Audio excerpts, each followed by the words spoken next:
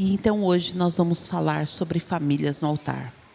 Eu não sei se você já parou para reparar o quanto as famílias estão sendo atacadas.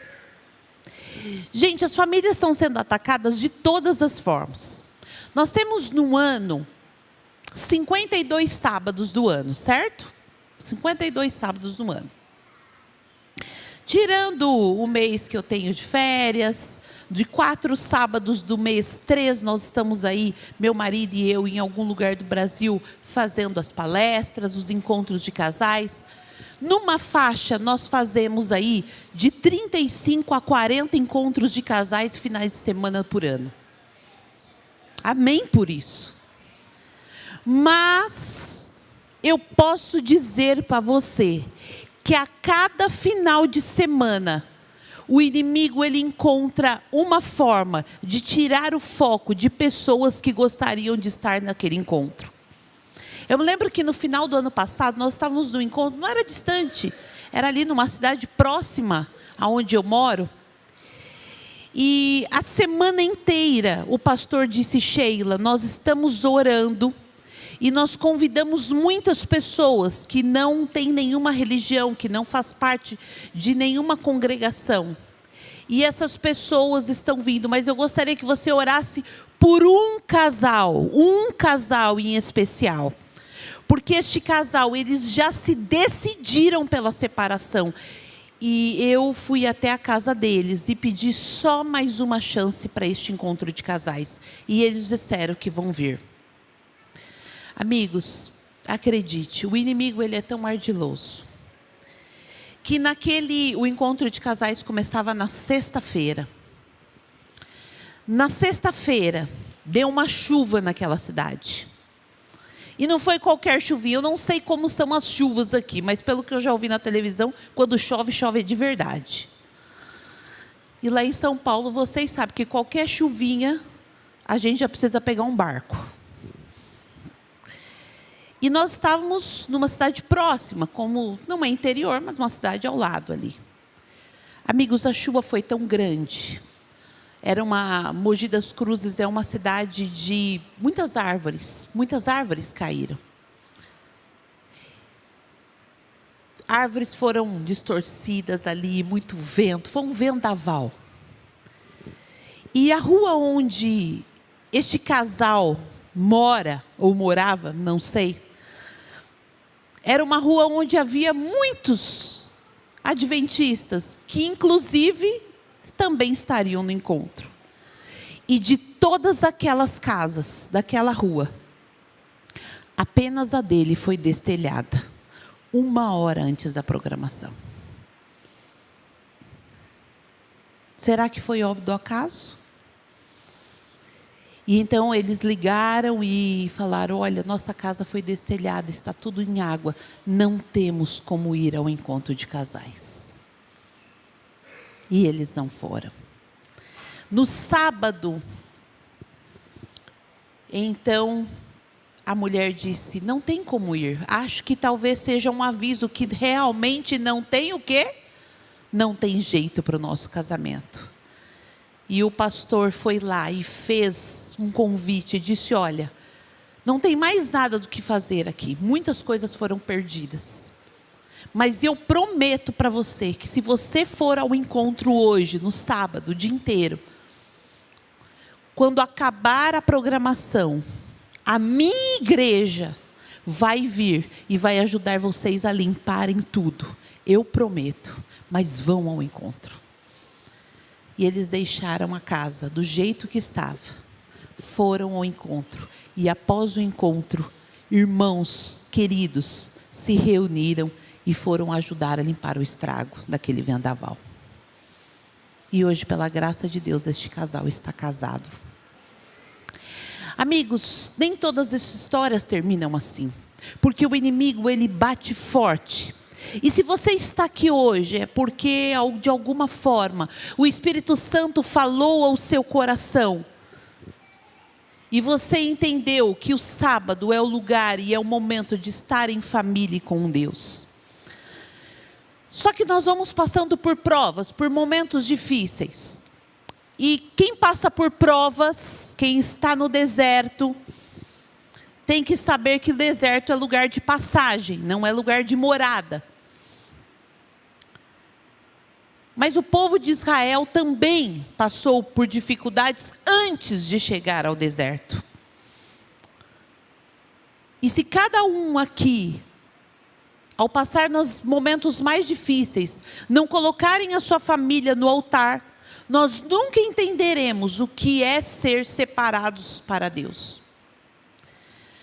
Quando eu falo de pessoas separadas para Deus, de famílias separadas para Deus, eu falo de ser comprometido. E não é só comprometido com a igreja, mas comprometidos com Deus, com o relacionamento com Deus.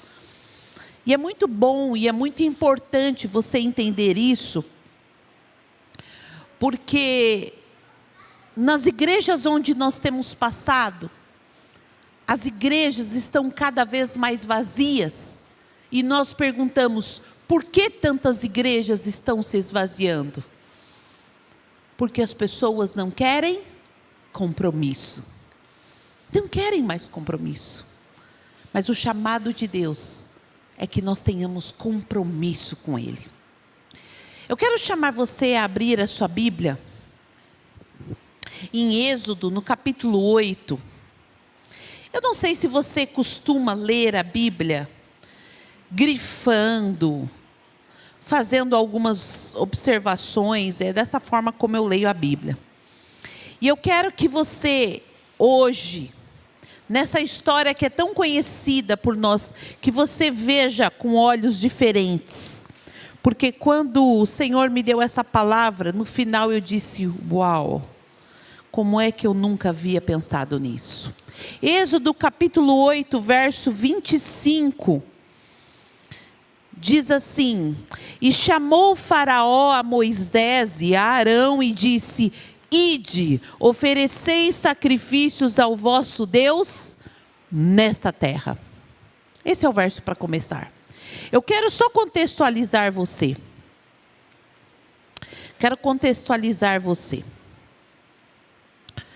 Moisés é meu personagem preferido, eu não sei qual é o seu. Mas ele é o meu personagem preferido. Eu digo que quando eu chegar no céu, depois que eu falar com Jesus, depois que eu conhecer o meu anjo e dizer, obrigado por me livrar de tantas, porque eu sei que eu não sou fácil, que eu não era fácil, né? Porque lá seremos transformados.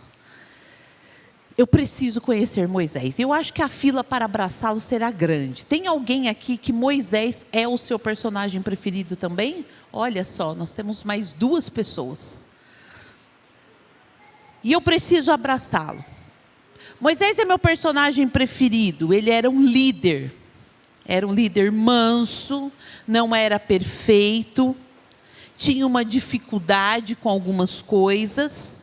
E por 40 anos parecia que ele foi esquecido no deserto. Mas Deus chamou. E eu tenho para mim que quando Deus chama, é porque Ele tem propósito. Amigos, acredite. Quando Deus tem um propósito para a sua vida, não há ninguém que possa tirar isso de você, além de você mesmo. Eu me lembro que desde pequena, minha mãe, na minha casa, somos apenas eu e minha mãe, cristãs, adventistas. Eu cresci na igreja, nasci num berço, num lar adventista. E todas as vezes que eu fazia alguma coisa, minha mãe dizia, eu te criei para o altar. Eu te criei para o altar. E é engraçado que a minha mãe, ela não tem condições, ela fala que ela não tem condições emocionais de pegar o microfone e falar para 4 pessoas. E ela pensa, sempre disse, eu queria saber para quem que você puxou, Sheila. Porque o menininha que fala. Mas ao mesmo tempo que ela dizia isso, ela também fazia algumas coisas para que eu estivesse no altar. Então eu me lembro que em todos os 13º, a Sheila estava lá, e eu queria voltar a ter essa memória que eu tinha quando eu era criança, mas eu acho que a B12 me falta, e eu preciso tomar ginkgo biloba, porque eu não sei como, mas eu conseguia decorar os 13 versos áureos da semana, da lição. E estava Sheila falando. E a primeira vez que eu pisei num púlpito para pregar, eu tinha apenas 11 anos. E até hoje, minha mãe com 82 anos, ela diz: eu te criei para o altar. Moisés não foi criado para o altar. Mas o propósito de Deus, e ao levá-lo para o deserto, foi para que ele fosse um grande líder. Um líder para tirar o povo de Israel de onde estava. Talvez você não tenha habilidades para estar no altar e pregar no altar. Mas talvez você tenha habilidades como Moisés para ser o libertador da sua família. O texto que nós lemos agora, e eu quero que você entenda, ele é apenas um texto de 4 propostas que Faraó fez a Moisés e a Arão. E ao ler essas 4 propostas, e hoje nós vamos fazer um estudo disso, você vai entender que as artimanhas de Satanás, as mesmas do passado, continuam sendo as mesmas para destruir a minha e a sua família. Mas pela graça de Deus e pela misericórdia de Deus, nesta manhã nós abriremos os nossos olhos.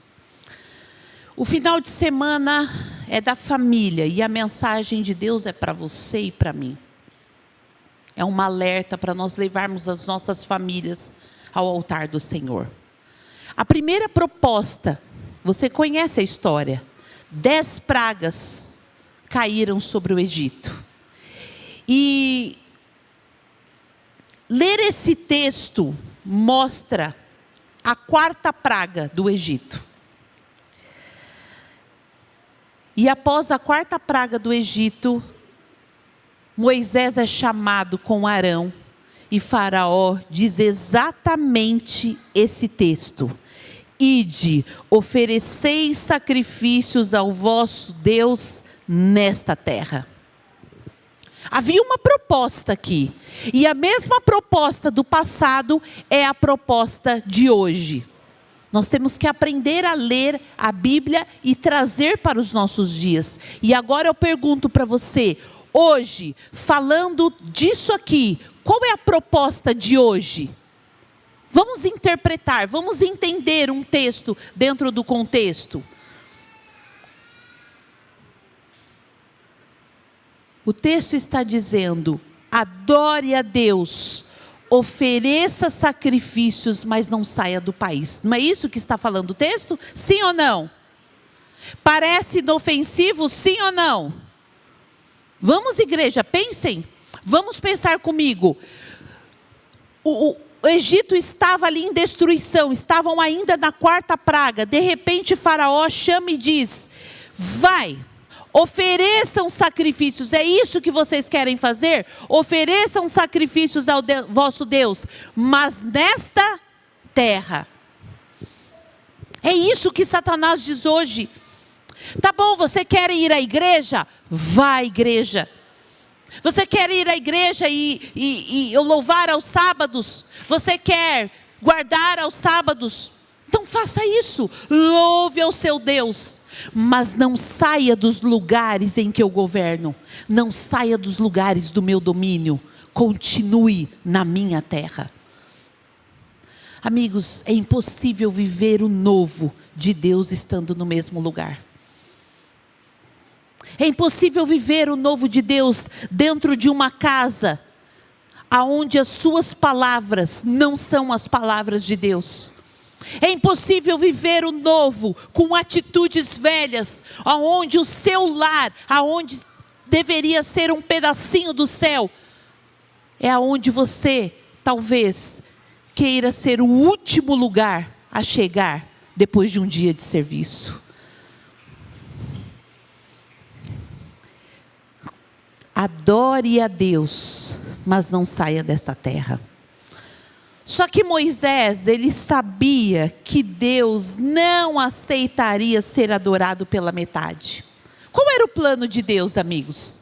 O plano de Deus era restaurar o seu povo, era renovar a fé de um povo que estava há 450 anos em cativo, presos aos costumes do Egito. Adorem a Deus no Egito. Essa era a proposta. Adorem a Deus com os velhos hábitos.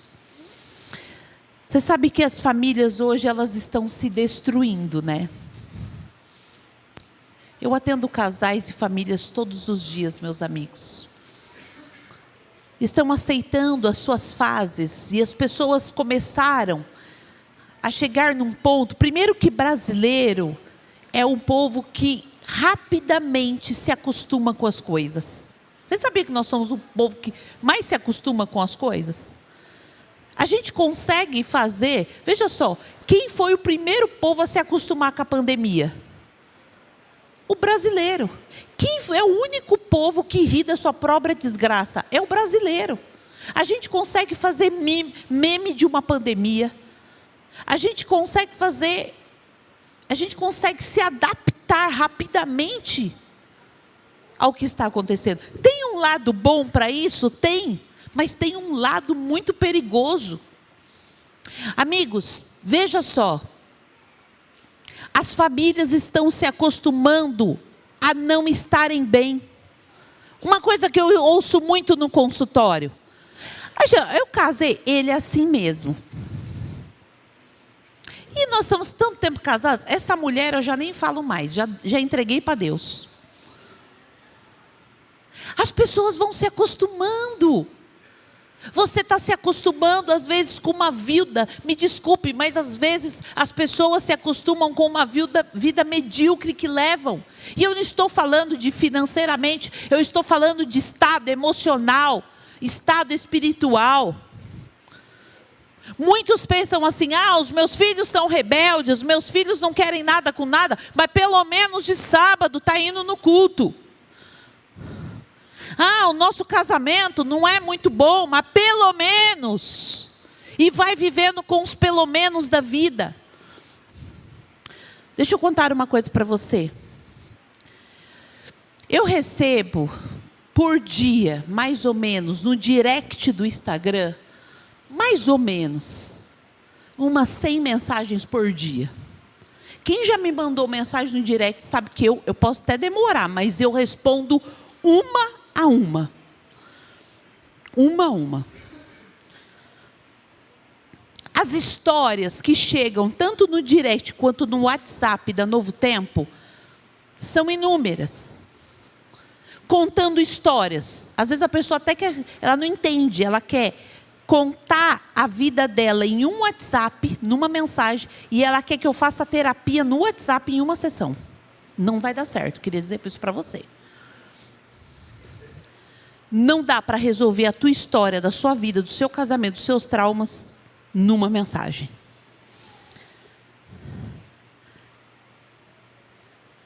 Mas eu escuto muitas histórias de mulheres assim. Sheila, meu marido, nós somos casados há tanto tempo, sofremos com isso, mas pelo menos ele não me bate. Sheila, eu vivo com essa mulher que perturba a minha ideia, tira a minha paz. Mas pelo menos ela é uma boa mãe para os meus filhos. E as pessoas vão se acostumando a viver no pelo menos. E por causa do pelo menos, as pessoas continuam no pelo menos. Eu leio a Bíblia uma vez por semana, pelo menos eu faço a meditação, pelo menos eu oro todos os dias, pelo menos eu ainda vou à igreja. Você entende a proposta que Satanás faz, essa primeira proposta? Quando o faraó percebe que Moisés não vai aceitar, então ele vem com uma segunda proposta, que está em Êxodo 8, 28. Vai lá para o 28. Olha o que ele diz numa segunda proposta. Então disse Faraó: deixar-vos-ei ir para que ofereçais sacrifícios ao Senhor, o vosso Deus, no deserto. Antes era nessa terra, agora vocês podem ir para onde? Para o deserto. Vocês não querem ir para o deserto? Vão para o deserto. Mas o texto continua: somente que saindo, não vades muito longe, e orai também por mim. Olha, até parece que Faraó ficou com o coração o quê, queridos? Mais amolecido. Ele está dizendo: ok, eu já entendi, eu deixo vocês irem, mas não vá muito longe. Sabe o que quer dizer isso? Adorem a Deus, mas não se aprofundem. Sejam superficiais, cantem, louvem, vão à igreja, mas não se entreguem de todo o coração. Amigos, sabe por que Faraó, por que Satanás usou Faraó para fazer essa proposta? Porque ele sabe muito bem que as coisas de Deus não são superficiais. As coisas de Deus são o quê? Profundas. E mais uma vez Moisés disse: não. E você e eu também devemos dizer: não. Não, nós vamos longe sim, nós vamos nos dedicar, nós vamos orar, nós vamos trabalhar para esta igreja, nós vamos pregar o evangelho. Porque o nosso Deus não é Deus superficial, mas é um Deus real. E Ele quer que nós tenhamos uma experiência real com Ele, meu amigo, minha amiga. Diga sim, eu vou longe, porque eu e minha casa serviremos ao Senhor. O que é que tem parado você na superficialidade da sua vida? Os vícios, os excessos, os problemas, a falta de tempo, um casamento ruim, a falta de dinheiro.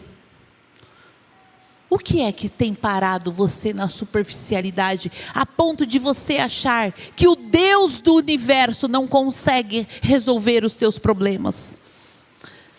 Em nome de Jesus, eu digo a você: não aceite, meu irmão, minha irmã, uma vida superficial com Deus. Porque Satanás sabe que se você aceitar, você mesmo estará interrompendo o grande projeto de Deus para a sua vida. Sabe o que eu tenho aprendido com Deus nessa nossa vida de missão? Porque eu acredito que nós estamos trabalhando para Deus. Eu tenho aprendido com o meu marido que Satanás, ele não pode interromper o propósito e os planos de Deus na nossa vida. Mas ele pode fazer com que o desânimo, a tristeza e os problemas façam com que eu me desanime e que assim eu atrase os propósitos de Deus. Ele usa muitas ferramentas. Quer ver um exemplo? Vou dar um exemplo para vocês, coisa simples. Quem aqui acorda todos os dias muito cedo? Muito bem. Quem aqui acorda 5 da manhã, como eu? 5 da manhã, 6 da manhã. Muito bem. 8 da manhã. Um dia eu ainda vou acordar às 8 da manhã.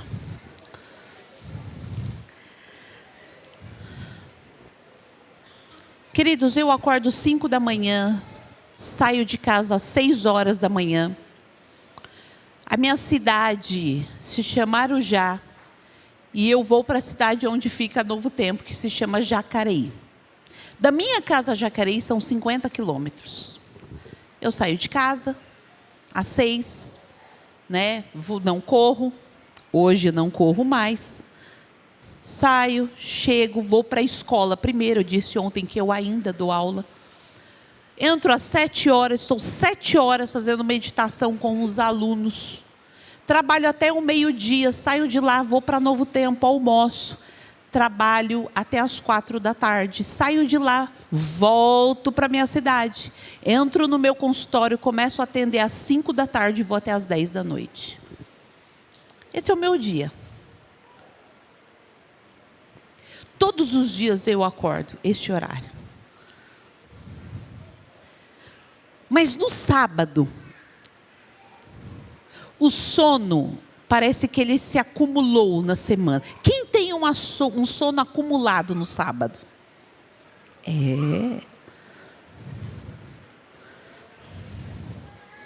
Quem na sexta-feira, que trabalha até tarde ou dorme até tarde, 7 da noite já está assim, ó.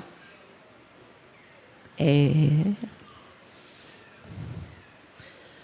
é engraçado que a minha mãe sempre diz assim: se acordamos cedo para trabalhar, temos que acordar cedo para ir para a igreja.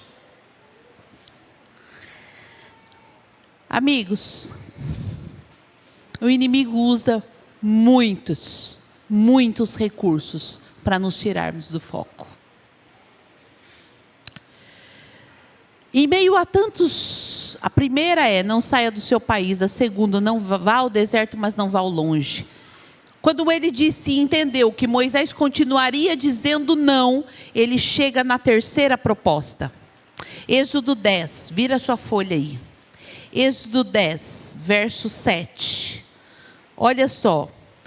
Então os oficiais de Faraó lhe disseram: até quando nos será por cilada este homem? Deixa ir os homens para que sirvam ao Senhor, o seu Deus.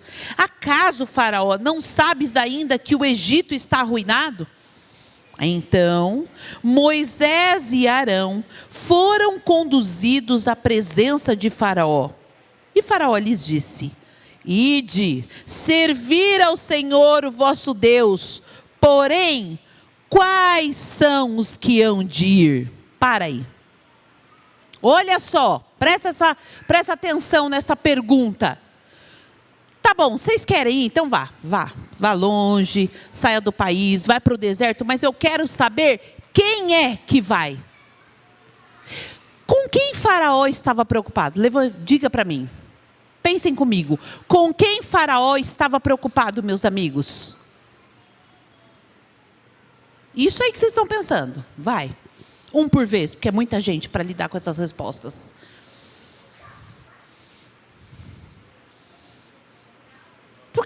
Por que estão com medo de errar? Estamos aqui estudando a palavra do Senhor. Havia um povo. Era praticamente quase a população do Egito.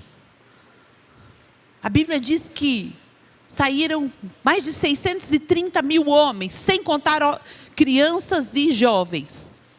Aliás, crianças e mulheres.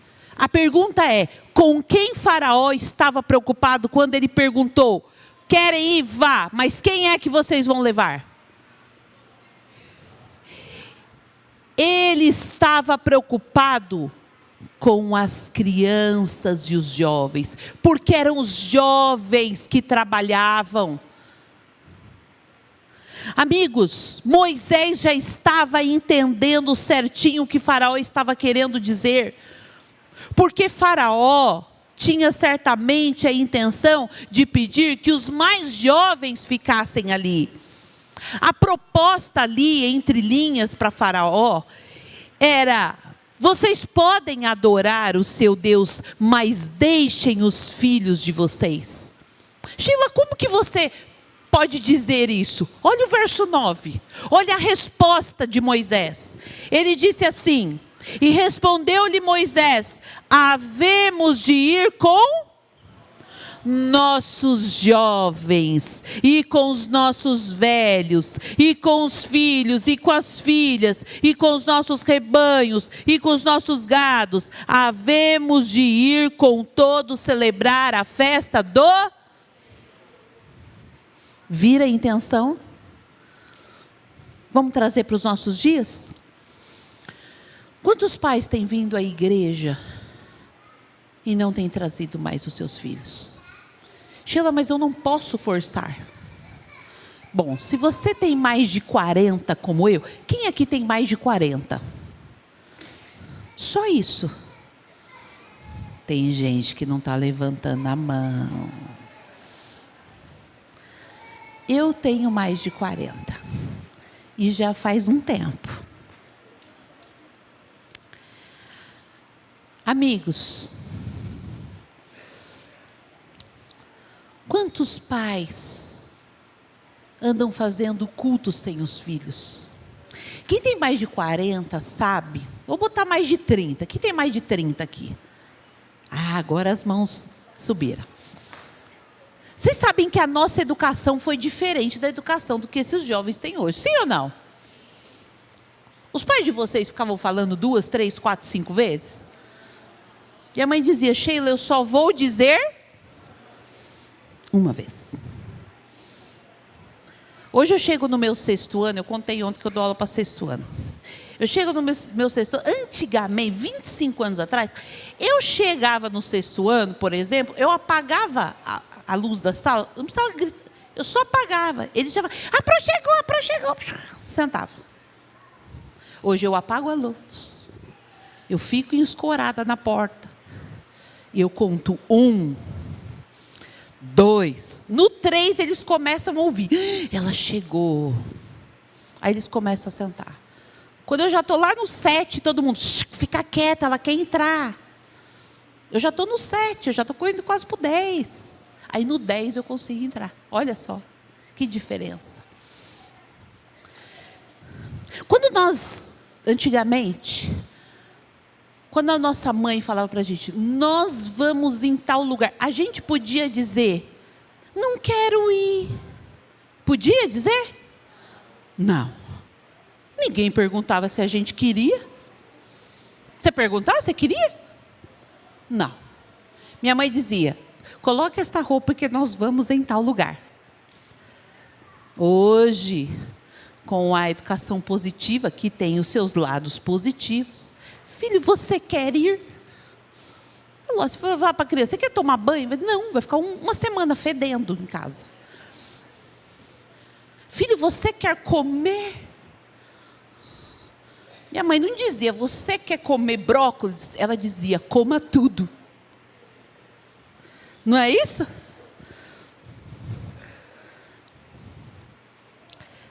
Amigos, por que para coisas essenciais nós não perguntamos para as crianças e para os nossos jovens? E quando é para vir à igreja e fazer o culto, nós não colocamos na lista do que é essencial? Minha mãe nunca perguntou: você quer ir à igreja hoje, Sheila? Ela disse: levante-se que nós já estamos atrasados. E você está me atrasando. Porque eu sou atrasada de casa. Hoje é meu marido que diz: Sheila, estamos atrasados, você está me atrasando.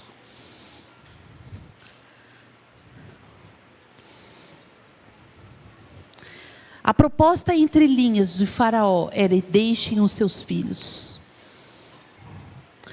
Como seus filhos terão uma fé fortalecida? Como é que eles serão diferentes do mundo se eles não tiverem a presença e o relacionamento com Deus? Eu costumo dizer em escolas de pais que eu faço, em palestras para a educação adventista, que você quer saber como é que está mais ou menos o seu filho em casa? Falando de uma criança pequena. Mande contar algumas histórias da Bíblia. Peça para cantar algumas músicas da igreja. Se o seu filho souber mais músicas do TikTok do que da igreja, tem alguma coisa errada. Se sua filha souber mais as histórias das princesas do que as histórias da Bíblia, tem algo que, igreja? Tem algo errado. Porque as coisas do Senhor sempre deverão ser em primeiro lugar. Sempre. Minha mãe é uma senhora muito engraçada. 82 anos. Fez agora 82 anos, dia 25 de abril. E nós não éramos fáceis. Eu reconheço hoje que a pedagogia dela era meio diferente. Naquela casa não se saía sem culto. Não se saía sem culto. Eu estudei a vida toda na educação adventista. E muitas vezes eu falava: mãe, eu estou atrasada, eu vou ser anotada na pasta. Ela disse: o problema é seu, porque você que atrasou. Nessa casa não sai sem culto. E a gente ia fazer o culto. Pedagogia da minha mãe. Numa mão a Bíblia, na outra a cinta. Era a pedagogia da minha mãe. E ela falava, chegava na sexta-feira, ela mandava eu contar toda a história da lição. E eu contava. E eu me lembro que um dia eu disse assim, mãe, por que a gente tem que escutar todas as vezes a mesma história? Essa história eu já sei. Por que a senhora sempre tem que contar e recontar e recontar a história? E ela disse, Sheila, eu vou contar e recontar essa história quantas vezes forem necessárias, para que um dia, quando você estiver grande, só de fechar os seus olhinhos, você já consiga saber a história de cor e ouça a voz da mamãe. A Sheila cresceu, tem mais de 40 anos, e ao abrir a Bíblia, ao estudar uma história da Bíblia, ao ver um filme bíblico, quem é que eu escuto aqui? A voz da mamãe. Não ache que é perda de tempo fazer o culto com o seu filho, mesmo que a sua pedagogia esteja parecida com a da Dona Yolanda. As nossas crianças precisam, sabe do quê? Direcionamento. Os nossos jovens precisam de direcionamento. Para terminar, eu disse que eram quantas propostas? Quantas? 4. Para terminar, eu quero contar para você que as propostas de Satanás, elas continuam a todo momento. E você não deve aceitar essa proposta. Leve os seus filhos a cultuarem a Deus. Não aceite a proposta de deixá-los sem falar do Senhor. Para que seus filhos realmente sejam adoradores, sejam pregadores. Porque Satanás está colocando na sua cabeça que tudo bem adorar os seus filhos e não a Deus.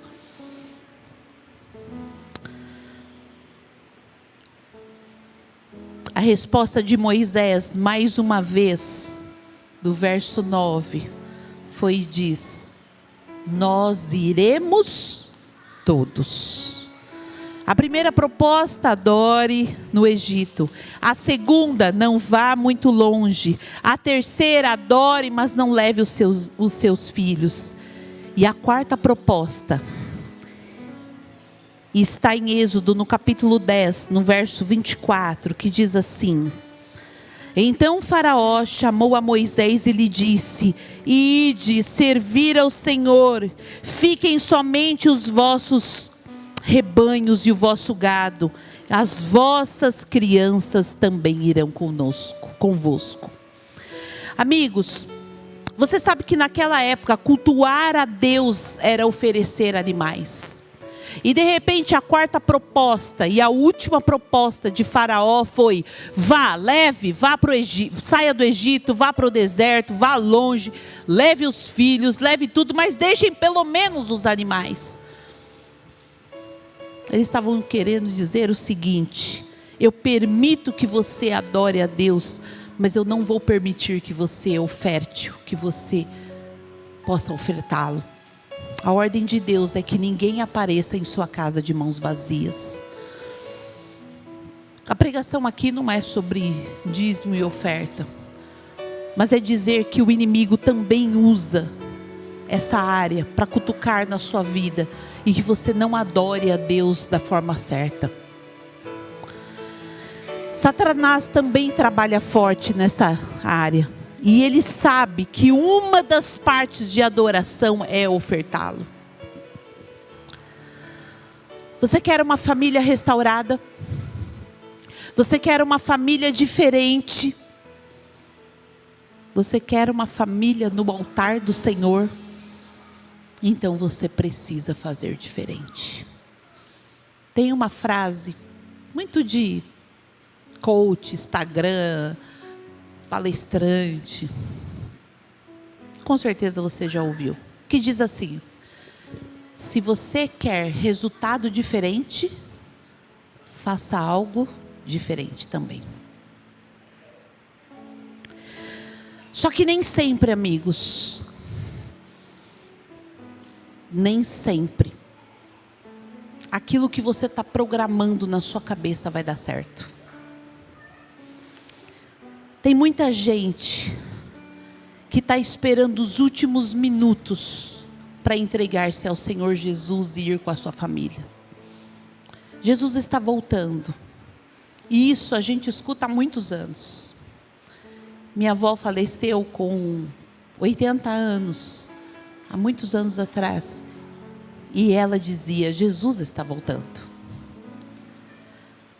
A minha mãe está com 82 anos e há mais de 40 eu ouço ela dizer: Jesus está voltando. Os encontros que faremos no céu já são muitos. Eu já nem estou marcando mais debaixo da árvore da vida, porque eu acho que vai ter um congestionamento de pessoas ali. E a cada um que a gente se despede, o coração dói. Mas a gente sempre pensa na esperança que Jesus está voltando. Mas nós não podemos deixar para a última hora, como muitos fazem. Porque se você quer a sua família inteira ali, você precisa entender que não dá para ser na última hora. E hoje eu digo para vocês com propriedade e com o meu coração muito dolorido. Porque há 40 anos, há mais de 40 anos, eu ouço a minha mãe orar e dizer: Senhor, não deixe que nenhum se perca.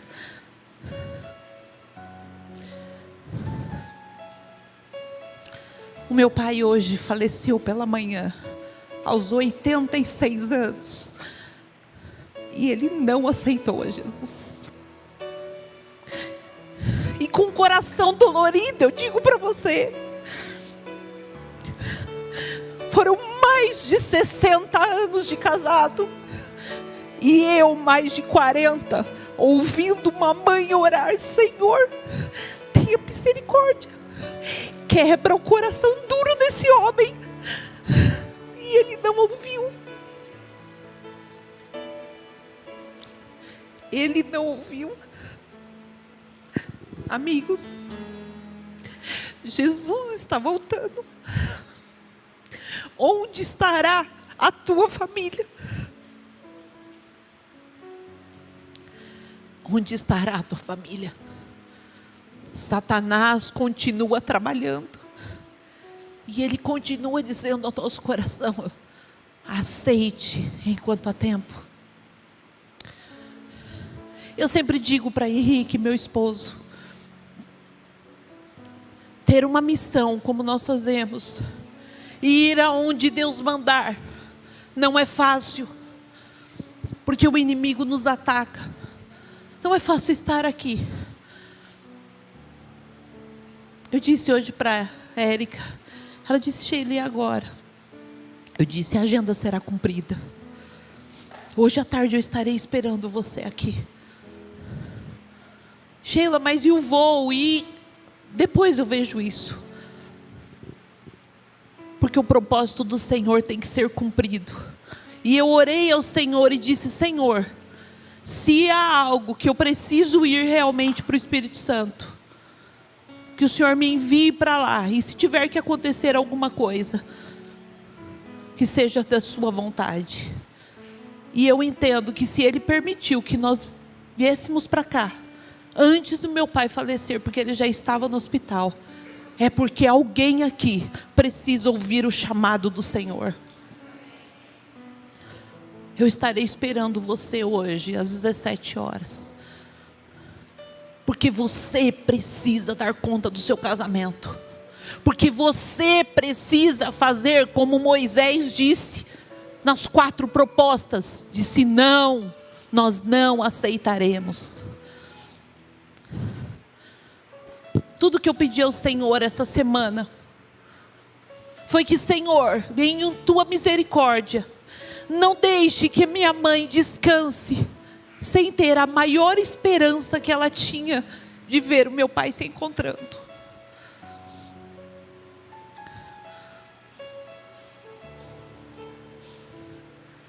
E eu disse ao Senhor, não foram por faltas de apelos, porque eu mesma estou com meu coração tranquilo, porque muitas vezes eu disse, Pai, o Senhor sabe que eu e a mãe oramos pelo Senhor. E Ele disse, Eu disse, o Senhor sabe disso.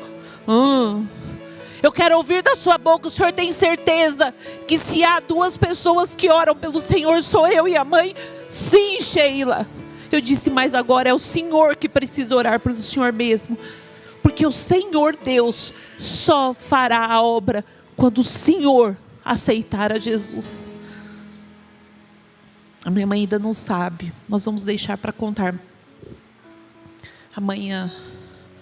E peço já a oração de vocês, para que aquele coraçãozinho de 82 anos aguente. E que a gente ainda consiga um voo para hoje à noite, ou nesta madrugada. Mas eu quero dizer para você, e quero terminar dizendo que, assim como Moisés fez a última resposta, porque chega uma hora que a gente tem que acabar com as ameaças do inimigo. Chega uma hora que a gente tem que dar um basta. E Moisés deu um basta. E sabe quando que a gente sabe disso? Vá lá no verso.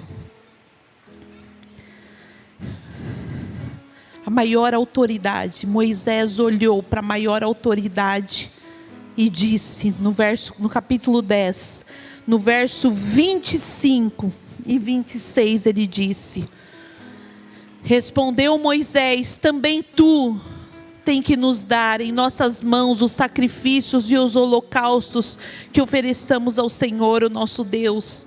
E também os nossos rebanhos irão conosco, e nem uma unha ficará, porque deles havemos de tomar para servir ao Senhor, o nosso Deus. E não sabemos com que havemos de servir ao Senhor até que cheguemos lá.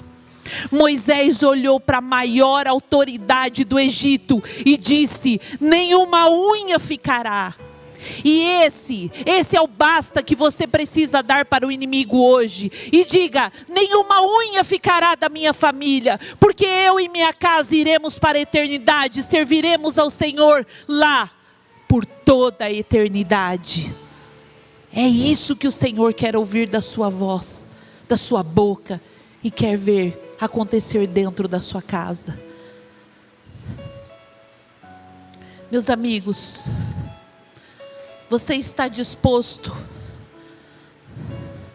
a dar um basta às propostas do inimigo? Você está disposto, está disposta? Então tudo o que nós precisamos fazer é nos render a Ele.